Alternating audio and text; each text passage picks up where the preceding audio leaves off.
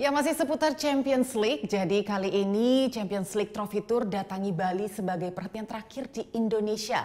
Nah, si trofi kuping besar dikawal langsung sama legenda Juve, Alessandro Del Piero. Dan saya memiliki kesempatan untuk ngobrol-ngobrol bersama Ale soal kompetisi ini dan peluang Juve di musim 2018-2019. Langsung aja kita lihat, ini dia.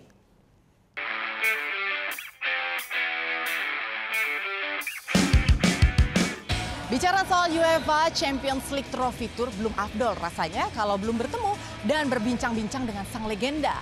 Nah, di Bali kami punya kesempatan untuk mewawancara pemain sepak bola legendaris dunia, Alessandro Del Piero.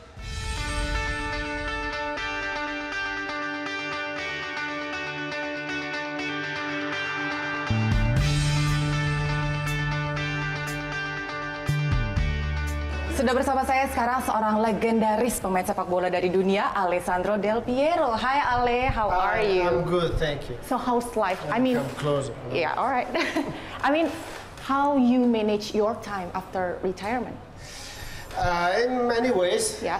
I'm fly a lot actually because I moved to Los Angeles to live, and but a lot of flights and events that I have to do is, of course, concentrate in Italy and Europe and the East or Middle East. So I'm flying a lot. This is the main thing. And I open a restaurant in Los Angeles, have a football clinic in Los Angeles, and many other projects that starts and make me busy. So. Okay, speaking about football clinic, have you ever considered or have any plan to pursue coaching career maybe?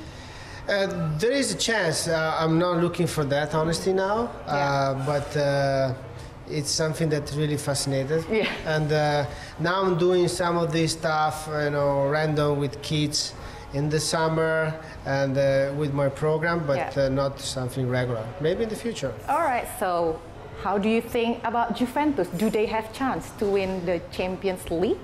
Definitely yes. Yeah. They have a chance before this round and even when they start the year, because Juve has already a great team. They reached a final twice in 4 years. So now they add more players and of course Ronaldo. So this is give them more confidence to reach the trophy and to win the trophy. All right, so we give you all the best in your life and also for the Juventus. Thank you very much. Thank you so much. And last but not least, would you please say thank you in bahasa like terima kasih? Terima kasih. Indonesia. Indonesia. Yay, thank you. Thank you so much, Del.